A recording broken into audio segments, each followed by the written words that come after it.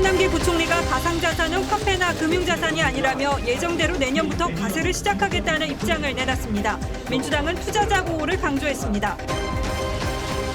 가상화폐 자금 세탁 추적을 피하기 위해 직접 대면 만남을 한 뒤 현금화해주는 코인 세탁 업체가 SNS를 중심으로 성행하고 있습니다. 국내 코로나 확진자 유전자 분석 결과 변이 바이러스 86건이 추가 확인됐습니다. 생지옥처럼 느껴지는 인도에선 한국 대사관 직원 11명이 확진돼 교민 만여 명이 비상입니다. 오세훈 시장이 광화문 광장 공사를 계속해 나가기로 했습니다. 원상복구할 경우 최소 400억 원의 매몰 비용이 발생하는 점을 이유로 들었습니다.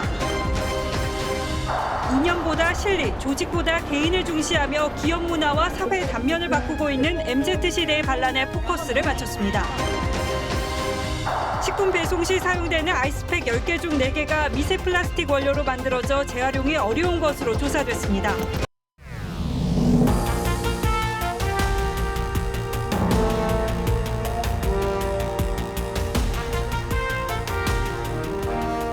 시청자 여러분 안녕하십니까? 뉴스9의 신동욱입니다.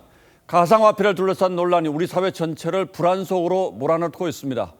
당장 돈을 벌었다는 사람도 많지만 그 못지않게 피해를 본 사람들이 속출하고 있습니다. 하지만 책임 있는 정부 여당은 여전히 가상화폐를 어떻게 규정해야 하는지조차 이견을 보이면서 정면 충돌 양상으로까지 번지고 있습니다. 은성수 금융위원장이 가상화폐는 보호할 수 없는 자산이라고 한 데 이어 오늘은 홍남기 경제부총리가 가상화폐는 화폐가 아니라고 했습니다.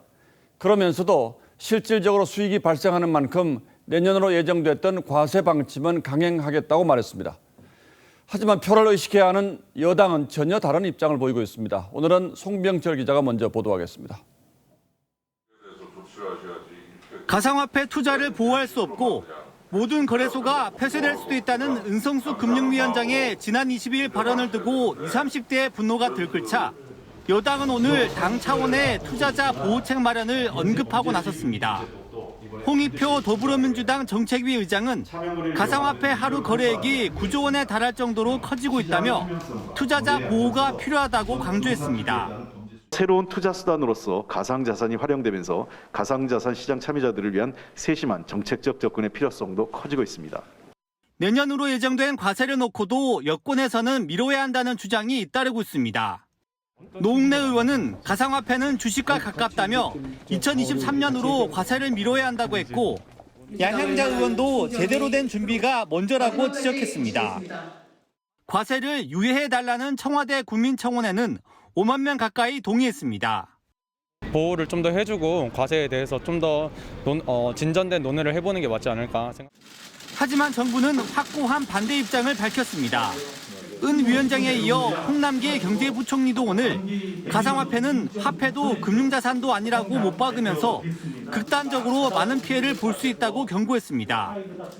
내년부터 예정된 과세도 조세 형평상 그대로 진행한다고 밝혔습니다. 야당은 투자자 보호는 외면하면서 투자 수익에 세금을 물리는 건 전형적인 이중잣대라며 도둑심보 정권이라고 비난했습니다. TV조선 송병철입니다. 지금 대한민국 영토 안에서 가상화폐는 사실상 규제도 없고 보호도 받지 못하는 애매모호한 자산 취급을 받고 있습니다.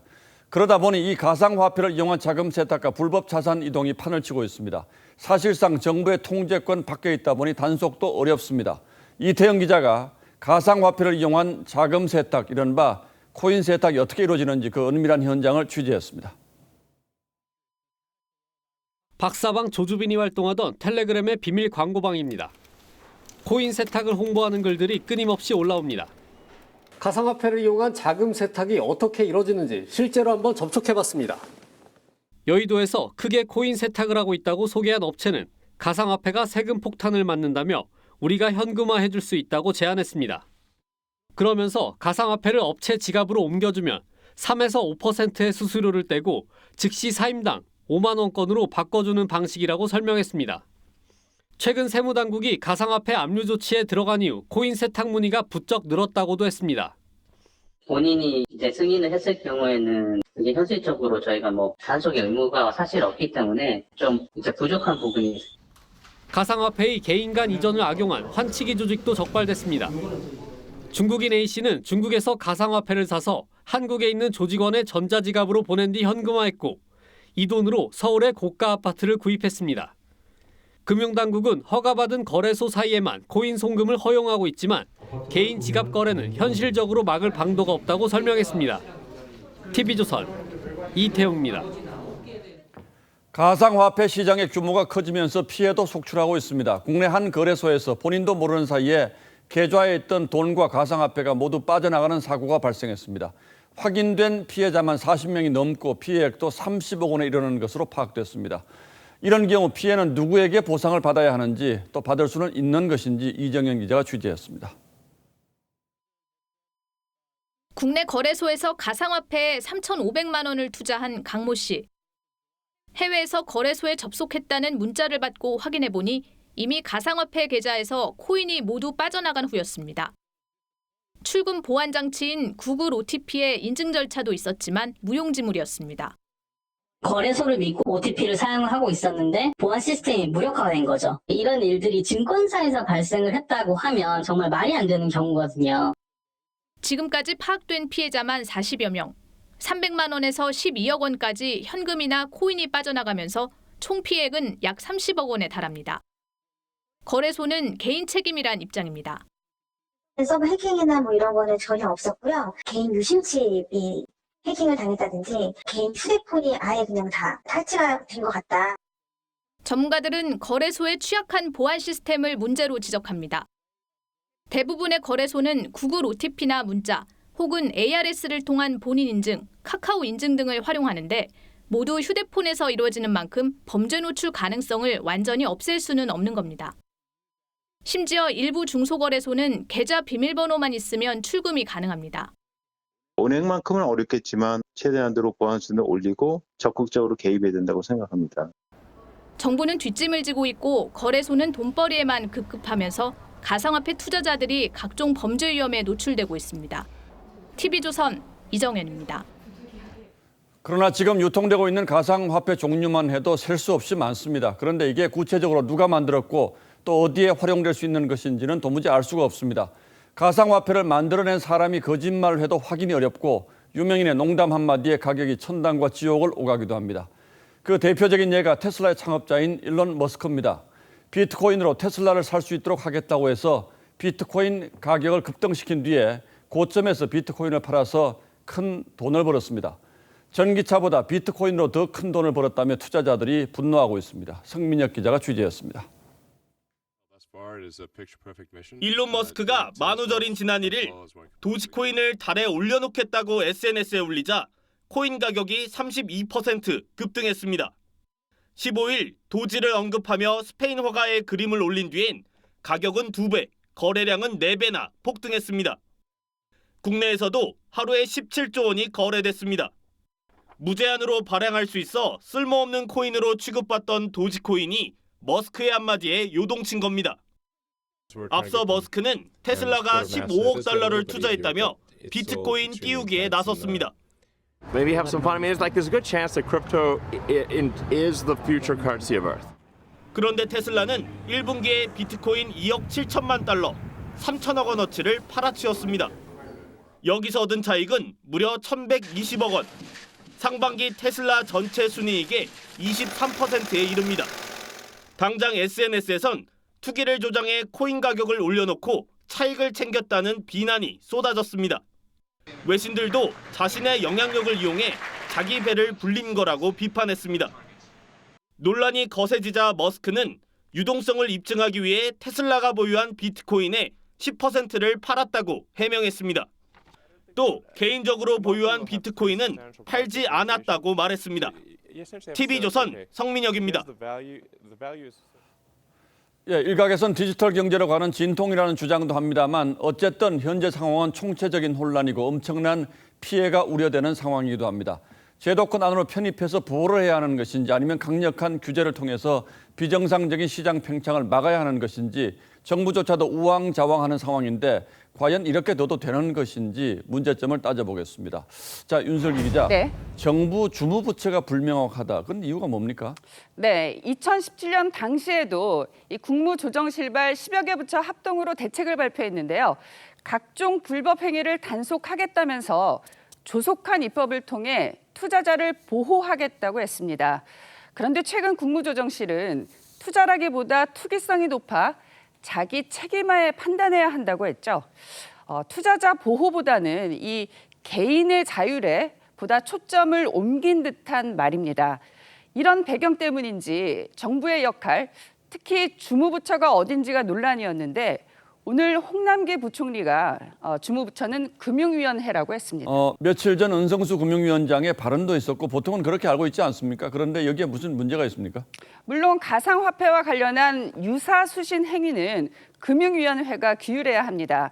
하지만 법적으로 금융위는 금융정책, 금융소비자보호, 자본시장 관리, 외국환 업무를 하게 돼 있어 이 금융이 아닌 가상화폐가 100% 금융이 업무라고 보기는 힘들죠. 기획재정부의 직무는 경제정책, 예산, 화폐, 외환, 국고 등인데요. 가상화폐가 화폐가 아니라 기재부를 주무부처라 하기 애매하긴 사실 마찬가지입니다. 그러니까 이 가상화폐라는 것이 전통적인 경제 개념으로 설명할 수 없는 새로운 유형의 자산이기 때문에 정부도 우왕좌왕하는 건데 지금 선진국은 좀 다르지 않습니까? 그래도? 그렇습니다. 미국, 홍콩, 프랑스 등은 이 보시다시피 공시 의무나 거래소 허가제 같은 최소한의 투자자 보호 장치는 갖춘 상태입니다. 반면 우리 당국은 이 가상화폐를 인정하면 더 큰 투자 광풍이 우려된다는 거죠. 사기꾼도 되게 많아요. 제가 보기에는 ICO 같은 걸 하면 종이 서너 장 정도 하고 불나방처럼 달려드는 거는 분명히 문제가. 자, 인정하면 더 큰 문제가 생길 수 있다. 이것도 분명히 일리가 있는 얘기인데 그러나 선진국이라고 해서 이런 문제점을 모르는 건 아닐 텐데 제도권 안으로 편입시키려고 계속 노력하는 건 왜 그렇습니까? 이 가상화폐를 단순한 투자의 대상이 아니라 미래 신산업으로도 보는 측면이 있기 때문입니다. 이 실체를 인정하지 않으면 규제든 보호든 제도를 만들 수가 없고 제도가 없는데 산업이 성장할 수 없다는 논리입니다. 지금 쓰고 있는 지폐도 내재 가치가 없거든요. 우리는 내재 가치가 있느냐 없느냐를 따지고 있을 때 미국에서는 코인베이스를 나스닥에 상장 모든 걸 설명하는 거죠. 비판론자도 있고 옹호론자도 있는 것이 분명합니다. 하지만 더 분명한 사실은 정부가 아직도 이렇게 우왕좌왕해서는 안 되겠다 이런 얘기겠죠. 그렇습니다. 예, 윤슬기 기자 잘 들었습니다.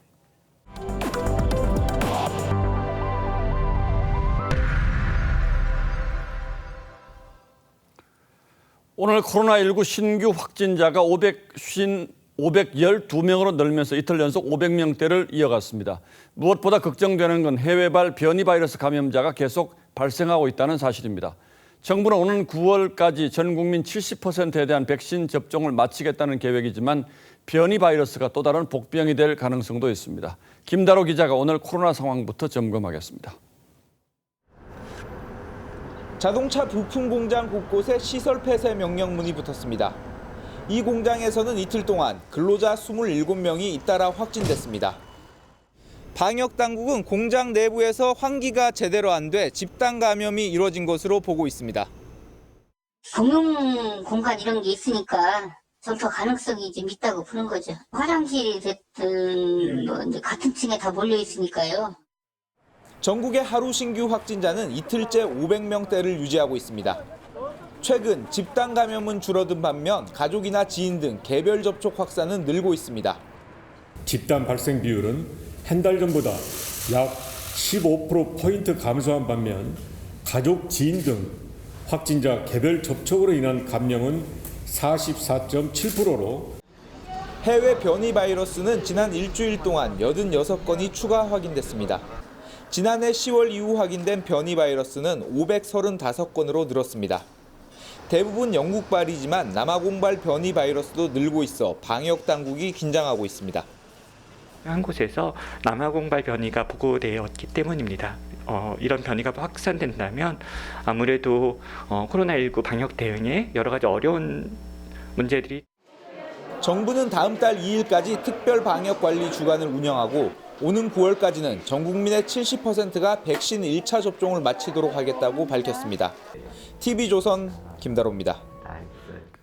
어제도 전해드렸습니다만 인도에서는 하루에도 수천 명씩 사망자가 발생하면서 사실상 의료 체계가 붕괴된 상태입니다. 상황이 악화하면서 인도발 코로나 대란이 해외로도 번지고 있습니다. 인도발 홍콩행 비행기에서는 한꺼번에 52명의 확진자가 발생했습니다. 출발할 때는 모두 음성이었다고 합니다. 어떻게 된 일인지 이유진 기자가 보도합니다. 힌두교 최대 축제 쿰브멜라. 시민 대부분이 갠지스강에 몸을 담궜습니다. हम नहीं डरता हमारा तो बोलना चाहिए हम नहीं डरते उस बात से डरना पब्लिक को चाहिए मगर ये वातावरण अच्छा है 축제는 4월 내내 하고 있는데 10만 명대이던 첫 주부터 확진자 폭증 조짐을 보였습니다. 지난 4일 인도를 떠나 홍콩에 도착한 여객기에선 최소 52명이 집단 감염됐습니다. 출발할 때 모두 음성이었는데 도착해 검사하니 이렇게 퍼진 겁니다. 홍콩은 출발 72시간 전 음성 확인서를 반드시 내야 합니다. 확진자가 이 음성 확인서를 위조했다거나 확인서를 받은 뒤에 감염된 확진자가 기내에서 퍼뜨렸을 가능성이 높습니다. 감염 폭증세에 인도에 거주 중인 우리 교민 만여 명도 초비상입니다. 최근 50대 교민은 코로나에 걸려 사망했습니다. 한국 대사관에서 현지 직원 9명과 우리 직원 2명 등 11명이 확진 판정을 받았습니다. 어제 저녁 기준으로 코로나19 확진자는 총 114명으로 이 중에 아직 37분께서 치료 중에 계신 것으로 파악하고 있습니다. 정부는 귀국하고 싶은 교민들을 위한 부정기 항공편은 남아있다며 운항 계획을 인도 정부와 협의 중이라고 밝혔습니다. TV조선 이유진입니다. 우리 정부는 백신 확보에 총력전을 기울이고 있습니다. 해외 백신은 물론 개발 중인 국내 백신 임상을 최대한 지원해서 연내에 국산 백신도 확보하겠다는 계획입니다. 현재 국산 백신을 개발 중인 업체는 모두 5곳인데 정부는 이 가운데 2곳 정도는 연내 백신 개발이 가능할 것으로 기대하고 있습니다. 국내에서는 처음으로 해외 선 판매 계약을 맺은 백신도 나왔습니다. 황병준 기자가 보도합니다. 국산 백신을 개발하는 국내 제약사의 연구소입니다. GX19N이란 백신 후보 물질로 국내에서 임상 1상을 마쳤는데 최근 인도네시아와 선판매 계약을 맺었습니다. 파트너사를 통해 가지고 1000만 도즈를 일단은 계약을 하게 되었고 최종 연내에 긴급 사용 승인 신청까지 목표를 하고.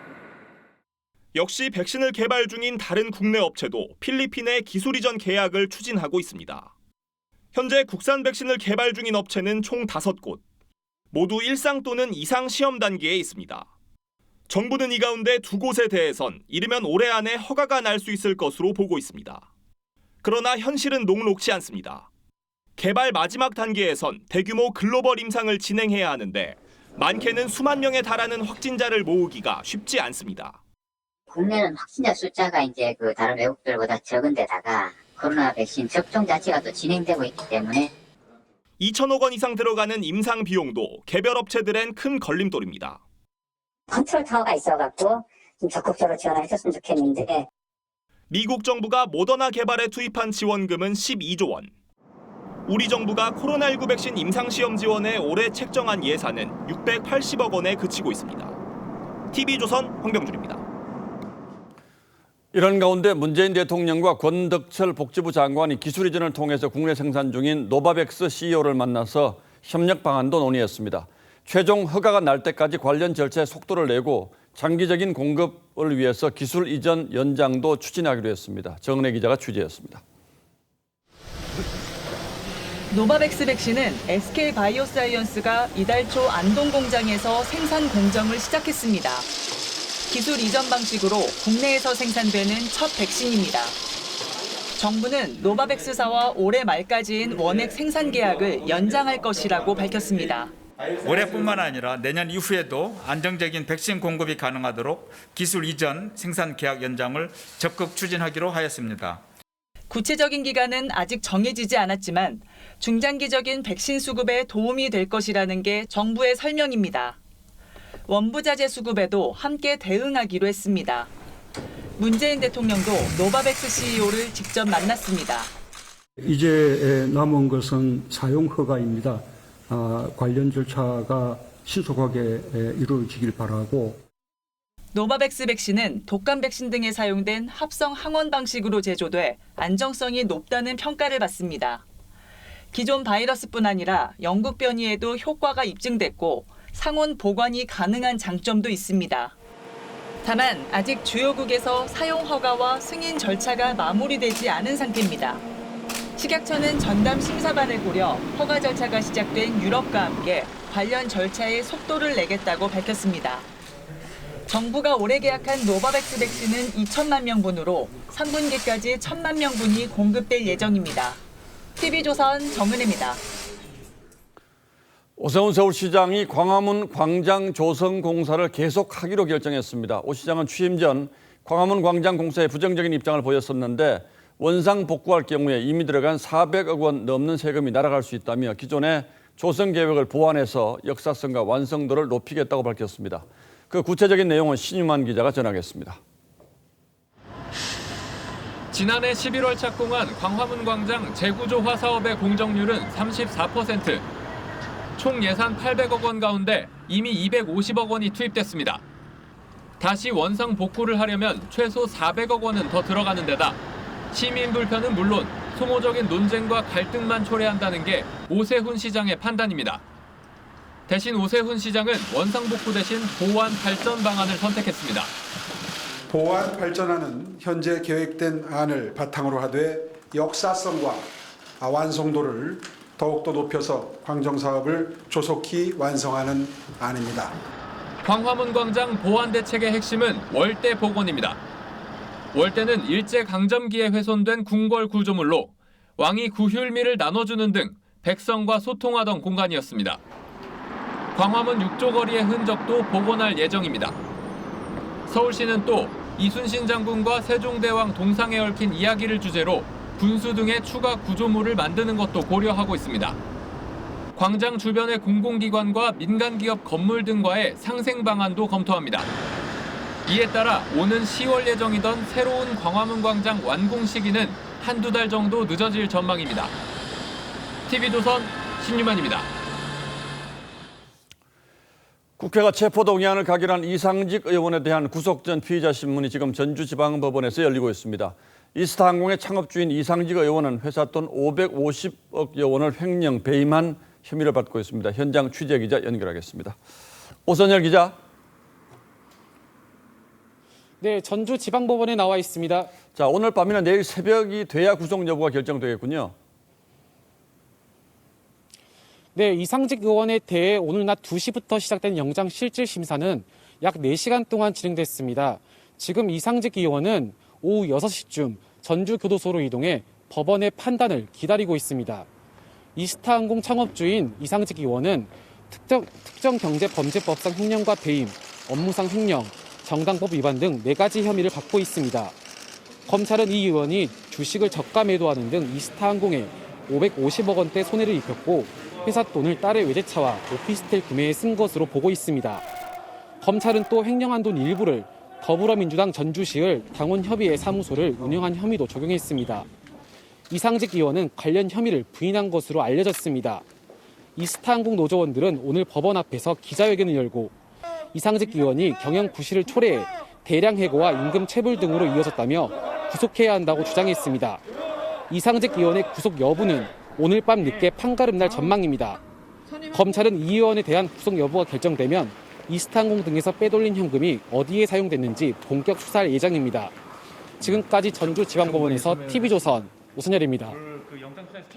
이 코로나로 식재료도 배달 주문이 많은 요즘에 처리하기가 곤란한 것 중 하나가 아이스팩이죠. 식재료를 주문한 건지 아이스팩을 주문한 건지 모를 정도로 많은 양이 나오는데 특히 시중 아이스팩 10개 중 4개는 플라스틱 원료로 만들어져서 재활용이 불가능한 것으로 조사됐습니다. 그럼 이 아이스팩이 썩는 데는 얼마나 걸리는지 조덕형 기자가 전하겠습니다. 삼겹살을 배달 주문해봤습니다. 3kg을 주문했더니 아이스팩이 4개 나옵니다. 만두와 두부, 2품목을 주문했는데 아이스팩은 3개가 왔습니다. 신선한 야채 같은 거 배송 받고 줄 때 많이 나옵니다. 최근 온라인 식품 주문이 크게 늘면서 아이스팩 사용량은 2년 전보다 3배 가까이 폭증할 전망입니다. 문제는 아이스팩 대부분이 처치 곤란이란 점입니다. 이 젤 아이스팩의 충전물은 폴리머란 물질로 일종의 플라스틱입니다. 하지만 재활용이 안 돼 일반 쓰레기로 버려야 합니다. 결국 매립할 수밖에 없는데 자연 분해까지는 500년이 걸립니다. 땅이나 강으로 스며들면 미세 플라스틱으로 남아 오염을 일으키는 겁니다.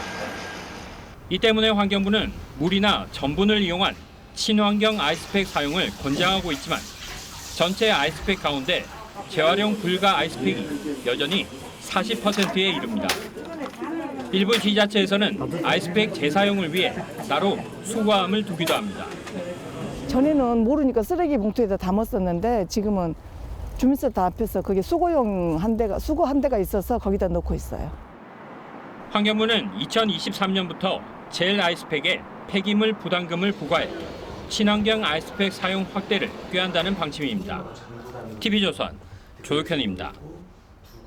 SH가 주관하는 공공주택 건설 현장에서 시공사가 이웃집 담벼락에 레커치를 하면서 철거를 요구하는 일이 벌어졌습니다. 주민은 경찰에 고소하며 법적 대응까지 나섰는데요. 어찌된 일인지 권형석 기자가 취재했습니다. 서울 창신동의 주택가. 한 사회적 기업이 SH공사에서 땅을 빌려 청년 사회주택을 짓기로 한 땅입니다. 그런데 이웃집 담벼락에 마치 철거라도 하는 듯한 글씨가 크게 적혀 있습니다. 시공사 측은 부지를 침범했다며 이렇게 옆집 담벼락에 빨간색 레커치를 했습니다. 그리고는 담벼락 철거를 요구했습니다. 60cm가 지금 땅으로 들어갔다고 여기 철거해야 된대. 이 담을 우리가 안 하면은 자기네가 하겠다고. 생전 처음 들은 소니까 다리가 막 벌벌 떨리고. 오른쪽 집 담벼락에도 파란색 레커로 숫자를 썼습니다. 침범 면적을 적은 뒤 철거를 요구한 겁니다. 또 다른 곳에는 경계를 표시한다며 남의 집에 못을 박아 노끈도 연결했습니다. 참다 못한 주민들은 재물손괴 혐의로 시공사를 경찰에 고소했습니다. 낙하치 이런 거 복구해줄 생각 없다. 이렇게만 하셔서 결국 어쩔 수 없이 고소를. 시공사 측은 서울시가 개입한 뒤에서야 담벼락 복구를 약속했습니다. 공사를 빨리 진행하려다 오해가 생겼다고 해명했습니다. 적극적으로 일을 처리를 하려고 하다 보니 좀 행동이 격해지고 과해지고 움직임이 좀 커지니까. 서울시는 담벼락이 경계를 넘었더라도 일방적인 철거는 불법이라며 주민들과 협의하겠다고 했습니다. TV조선 권영석입니다. 요즘 소위 핫플로 불리는 인기 카페는 인테리어가 다 했다는 말이 나올 정도로 인테리어가 주는 분위기에 압도당하는 경우가 많습니다. 이 때문에 자영업자는 인테리어에 공을 들이기 마련인데 한 자영업자가 가게 인테리어를 베껴갔다면서 억대 소송을 냈습니다. 아이디어 도용 어디까지 보호받을 수 있을까요? 이채영 기자가 보도합니다. 지난해 4월 종로구 익선동에 문을 연 A카페는 대나무 숲과 노란 조명 인테리어로 인기를 끌었습니다. 넉 달 만에 강남에 2호점도 열었습니다. 그런데 올해 초 강남점에서 2km 남짓한 거리에 분위기가 거의 비슷한 카페가 생겼습니다. 다른 사람이 만든 B카페인데 상호명과 장식, 테이블과 바닥재, 메뉴까지 비슷합니다. A카페 사장은 지난주 B카페를 상대로 손해배상 5억 원과 위자료 1억 원을 청구하는 소송을 냈습니다. B카페가 자신의 가게를 전체적으로 베껴 부정경쟁방지법을 위반했다는 주장입니다. 같은 카페를 만들고 싶다라고 저희한테 이제 의뢰를 처음에 맡긴 거죠. 그냥 안 하시려고 뭐 그런가 보다라고 이제 생각하고 시간이 지났는데 매장에 수십 군데의 것들을 그대로 다 가져다가 썼으니까.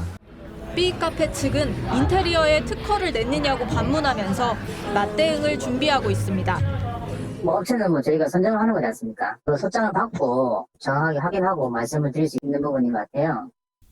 인테리어는 특허가 없지만 보호받아야 할 권리로 최근 인정받기 시작했습니다. 2016년 한 유명 빵집이 인테리어 무단 도용에 대한 손해배상 소송에서 승소한 게 사례입니다. 그런 매장 인테리어 등 외관의 고유한 특성이 소비자에게 널리 알려져 있어야 하고 소비자들이 두 매장을 동일한 사람이 운영하는 것은 아닐지 혼동할 가능성이 있어야 합니다. 다만 해당 인테리어가 다른 업체에서도 널리 사용되고 있거나 상당한 노력이 들어간 창작물이 아니라면 비슷하다는 이유만으로 법을 위반했다고 볼 순 없어 치열한 법적 다툼이 불가피합니다. TV조선 이채연입니다.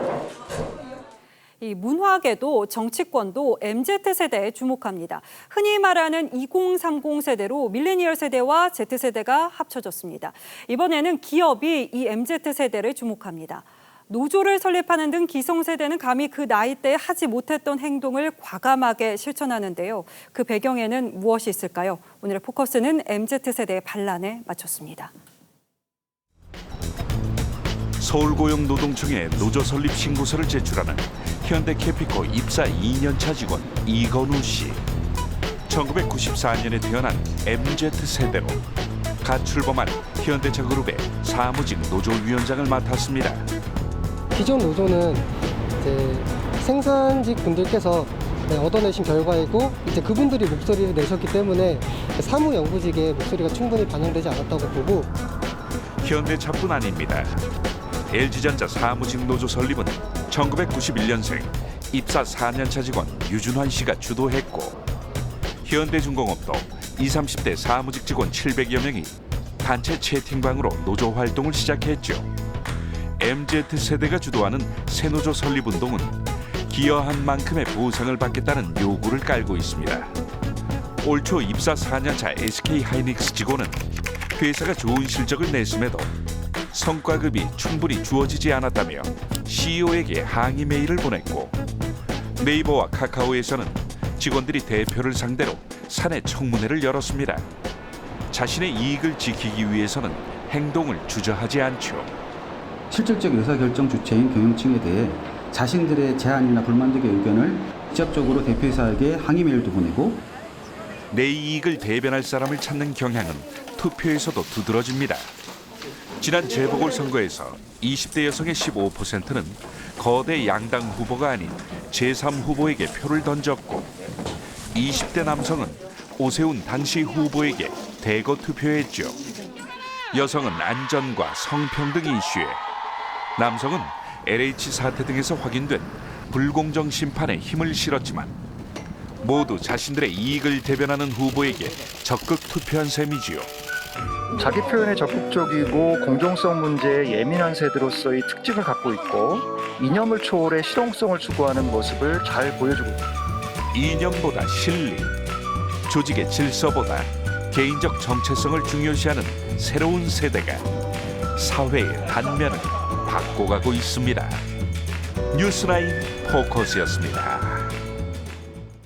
고 이건희 삼성전자 회장이 유족에 남긴 유산 상속 규모는 23조 원으로 알려졌죠. 그 구체적 내역이 내일쯤 발표됩니다. 상속 주식의 배분에 따라서 지분 구조가 바뀔 수 있는 만큼 주식 상속 방안에 관심이 쏠립니다. 오현주 기자입니다.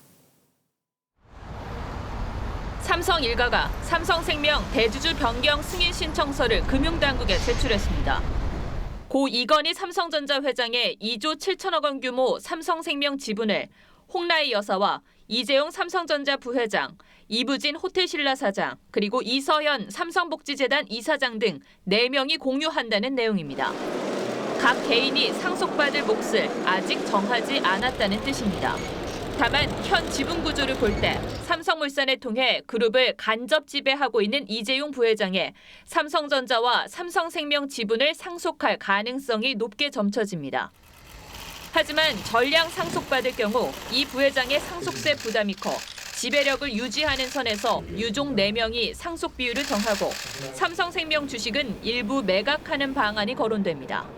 삼성전자 주식을 이재용 부회장 쪽으로 가능한 한 많이 몰아줌으로써 이재용 부회장, 삼성물산, 삼성전자로 이어지게 지배구조를 간단히 하는 방안이 가장 유력합니다. 삼성은 내일 구체적 상속 내용과 규모, 사회 환원 계획을 발표할 예정입니다. 감정가 약 3조 원에 달하는 것으로 알려진 이 회장의 미술품 일부는 기증하기로 가닥을 잡은 것으로 전해집니다. TV조선 오현주입니다.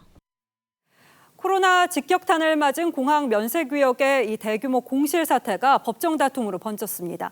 경영난으로 철수한 한 면세점에 인천공항이 수백억 원대 미납 임대료와 손해배상금을 청구한 건데 면세점 측은 그 액수는 말도 안 된다면서 소송전을 불사하겠다는 입장입니다. 자세한 내막은 김자민 기자가 취재했습니다. 지난해 8월 SM 면세점은 누적된 경영 악화로 계약이 만료된 인천공항 제1터미널에서 철수합니다. 그리고 계약 기간이 남아있던 제2터미널과 입국장 면세점은 특허권을 조기 반납하고 사업을 접었습니다. 이에 인천공항공사는 SM 면세점의 계약 불이행을 이유로 5개월치 미납 임대료 180억 원과 계약 해지에 따른 손해배상금 300억 원 등 총 480억 원을 청구했습니다. SM 면세점과 모기업인 하나투어 측은 청구액이 과다하다는 입장입니다. 정부가 중소면세점의 특허 수수료를 75% 감면하기로 한 만큼 미납 임대료는 80억 원이라는 주장입니다. 임대료 180억 잡은 것도 일단은 계산이 안 맞는 부분인 거고 저희 맡겨져 있는 보증금도 이제 줄 수가 없다, 돌릴 수가 없다. 반면 인천공항공사는 모기업인 하나투어가 중견기업이라며 50% 감면만 적용된다는 입장입니다. 결국 SM 면세점은 공항공사를 상대로 소송을 제기했습니다. 지난해 4천억 원대 적자를 기록한 인천공항공사와 급증하는 적자로 면세점을 철수하고 인력 구조 조정까지 들어간 SM 면세점과 하나투어. 한때 동거동락했던 공항과 면세점이 코로나 사태 때문에 결국 법정 다툼으로 치닫고 말았습니다. TV조선 김자민입니다. 네, 다음 뉴스입니다. 정부가 앞으로 5년 안에 부모가 협의해서 자녀의 성씨를 결정할 수 있도록 법 개정을 검토하기로 했습니다. 이혼과 재혼 가족에 대한 차별도 없애고 논란이 됐던 비혼 출산 문제 해결 방안으로 엄마성을 이어받을 수 있도록 하겠다는 거죠. 이제는 이런 변화가 필요하다는 주장과 부작용이 만만치 않을 거란 신중론도 팽팽해서 사회적 공감대 형성은 쉽지 않아 보입니다. 송민성 기자가 보도합니다. 지난해 11월 결혼하지 않고 일본에서 정자를 기증받아 아이를 낳은 방송인 후지타 사유리 씨. 비혼 출산과 비혼 가족이라는 화두를 우리 사회에 던졌습니다. 지난해 여성가족부 설문조사에서도 결혼하지 않고 아이를 낳는 것에 대해 조사 대상의 절반가량이 수용할 수 있다고 답하는 등 우리 사회의 가족 개념은 과거와는 사뭇 달라졌습니다. 가족의 형태가 바뀌는 것 또한 좀 자연스러운 일이라 생각을 하고요. 정부가 앞으로 이 같은 우리 가족 정책에 대한 전향적인 검토에 들어갑니다. 우선 자녀가 태어나면 아버지 성을 따르도록 돼 있는 현행 민법 조항을 부모가 협의해 정할 수 있도록 법 개정을 추진하기로 했습니다. 혼외자와 같은 차별적인 가족 용어도 개선을 검토하기로 했습니다. 비혼 출산 문제 논의도 시작합니다.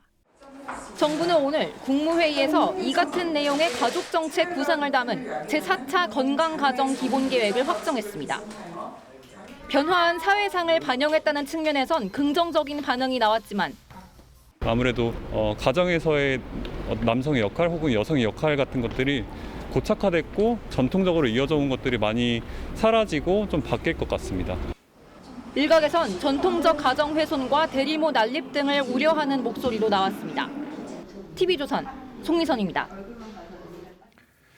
지난 재보선 패배의 원인을 부동산 정책 실패로 꼽고 있는 여당이 세제 개편 문제를 두고 갈팡질팡하고 있습니다. 수도권 의원들을 중심으로 종합부동산세를 완화하려는 법안들을 내놓자 당내에서 강한 반발이 나왔는데 여전히 한다 안 한다 어수선한 분위기입니다. 당정 간에도 다른 목소리가 나오는데 어떤 상황인지 최원희 기자가 정리했습니다. 민주당 부동산 특위는 오늘 첫 회의에서 무주택자 대출 규제 완화를 우선 검토하기로 했습니다. 주택 세제 및 주거복지 등 관련 현안들을 모두 종합적으로 검토해서 재산세 부과 기준 상향과 함께 당내 의견이 엇갈리는 종부세 완화 문제도 논의 테이블에 올리기로 했습니다. 6월 1일부터 공시가 확정이 되니까 5월까지는 조속히 가장 빨리 대책을. 부자 감세라는 강성 지지층 반발에 어제 당 대변인이 세금 완화는 논의에서 빼겠다고 했지만 세금 관련 논의는 당분간 없습니다. 그건 확실하게 말씀드립니다. 하루 만에 입장이 바뀐 겁니다. 해제하지 않아요. 임기가 다 돼가니까 대변을 안 하고 본변을 하시. 다만 홍익표 정책위 의장은 종부세는 후순위라는 점을 강조했습니다. 아직 종부세는 현재로서는 조금 더 이 엄격하게 다뤄야 된다는 입장이 좀 강하고요. 내에서. 종부세 완화의 효과가 크지 않을 것이라는 당내 부정적 기류도 감안한 겁니다. 종부세 완화 가능성을 열어뒀던 홍남기 부총리도 이번 주 입장을 정리하겠다고 했습니다. 종부세 완화를 두고 여권이 혼선을 거듭하면서 시장 혼란만 부추긴다는 지적이 나옵니다. TV조선 최원입니다. 원내대표 경선이 사흘 앞으로 다가온 국민의힘 분위기 역시 뒤숭숭하기는 마찬가지입니다. 황교안 전 대표를 비롯한 원외의 대표급 인사들이 경선에 관여하고 있다는 의혹이 제기되면서 초선을 중심으로 반발 기류가 형성되고 있습니다. 당이 지방선거 승리 이전으로 돌아간 것 같다는 불만도 나왔습니다. 이태희 기자가 취재했습니다. 국민의힘 원내대표 경선이 사흘 앞으로 다가온 가운데 한 초선 의원은 최근 황교안 전 대표로부터 특정 후보를 지지해달라는 전화를 받았습니다. 또 다른 초선 의원도 복수의 원외 인사에게 특정 후보를 찍으란 연락이 왔다고 전했습니다.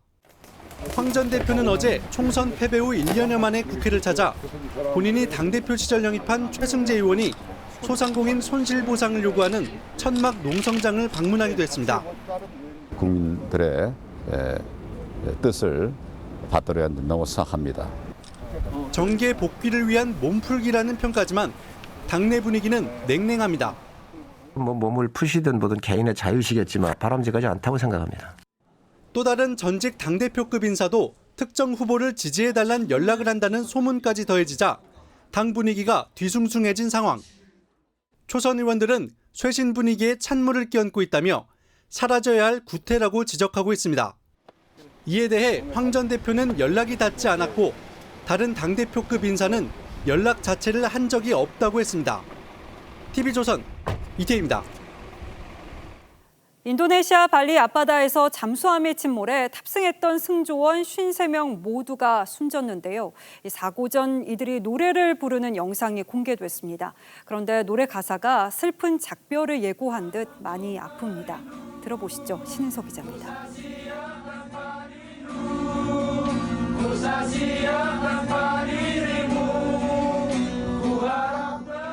당신 없이 살 준비가 안 됐지만 행복하길 바랍니다. 한 승조원의 반주에 맞춰 맑은 표정으로 부른 이 노래. 인도네시아 인기가요 삼파이 줌파 다음에 만나요입니다. 사고 몇 주 전 함께했던 지휘관의 퇴임을 앞두고 촬영됐습니다. 그런데 이게 이들의 마지막 모습이 됐습니다. 1,400톤급 재래식 잠수함인 난갈라함은 지난 21일 새벽 발리섬 북부 해상에서 잠수한 뒤 연락이 끊겼습니다. 이후 지난 25일 수심 838m 지점에서 세동강 난 상태로 발견됐습니다.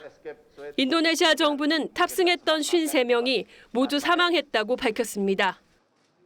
Saya menyampaikan duka cita yang mendalam atas gugurnya 53 prajurit TNI Angkatan Laut di KRI Nanggala 402 dalam melaksanakan tugas di perairan.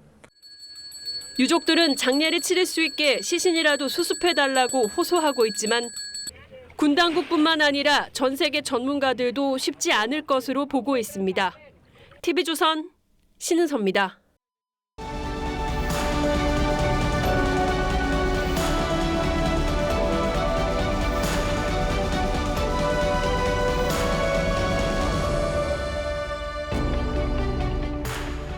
Oh, and in case I don't see you, good afternoon, good evening, and good night.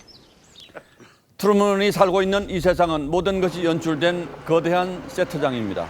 그의 일거수일투족은 생중계되어 모든 사람들이 지켜보죠. 그는 뒤늦게 진실을 깨닫고 탈출하다 쇼 연출자에 맞습니다. Then who am I? You're the star. Was nothing real? You were real. You're live to the whole world. 가상 세계를 구축하고 지휘하는 연출자는 자기 확신에 빠진 지도자를 상징합니다. 트루먼 쇼 증후군이라는 용어도 있습니다. 자신을 리얼리티 쇼의 주인공으로 여기는 것을 가리키죠. 3년 전 오늘 판문점에서 남북 정상회담이 열렸습니다. 군사 분계선을 넘은 김정은 위원장이 농담을 던집니다. 잘 연습됐습니까? 문재인 대통령은 김여정에게 덕담을 건네죠. 우리 김여정 본부장은 우리 남쪽에서 아직 석타가 그 이튿날 청와대 국민소통수석은 이렇게 문자를 돌렸습니다. 아침에 일어나니 어제 일이 꿈인지 현실인지 헷갈린다. 판문점에 이어 싱가포르와 베트남 미북 정상회담 생중계는 세계인을 TV 앞으로 끌어당겼습니다. 문재인 대통령은 노벨 평화상을 트럼프 대통령이 받아야 한다고 했고 트럼프는 문 대통령이 뛰어난 리더십을 지녔다고 추켜 세웠습니다. 하지만 바이든 대통령은 2년 전 3차례 미북 정상회담은 방송용으로 만들어졌다고 깎아내렸습니다. 그 뒤로 김정은 위원장은 어떻게 됐습니까? 비핵화는커녕 핵 정강에 박차를 가했고 남북 연락사무소를 폭파했고 서해에서 우리 국민을 무참하게 살해했습니다. 급기야 트럼프가 성명을 내 문 대통령은 지도자로서 협상가로서 약했고 김정은은 문 대통령을 단 한 번도 존중한 적이 없다고 했습니다. 트럼프가 대북 정책을 변죽만 울렸을 뿐이라는 문 대통령의 인터뷰에 발끈해 한 말이지만 당시에 이미 많은 전문가들이 비슷한 분석을 내놓은 바 있습니다. 이유가 뭐였던 문재인 대통령이 세계사의 엄청난 대전환이라고 했던 일들이 이렇게 허망하게 막을 내리고 있습니다. 하지만 문재인 대통령은 오늘 또다시 대화를 시작할 시간이 다가온다고 했습니다. 어떤 일이 있어도 대화를 통해 남북 문제를 풀어야 한다는 일관된 의지만큼은 높게 평가할 만합니다. 하지만 남북 관계가 냉엄한 현실을 도외시하고는 한 발짝도 앞으로 나가지 못한다는 사실을 아직도 깨닫지 못한 건 아닌지 안타까울 따름입니다. 트루먼이 탈출하고 트루먼 쇼가 막을 내리자 사람들은 환호합니다. 하지만 쇼는 쇼일 뿐, 곧 다른 쇼를 찾습니다. What else is on? Yeah, let's do what else. Where's the TV guy? 4월 27일 앵커의 시선은 판문점 회담, 그 후 3년이었습니다.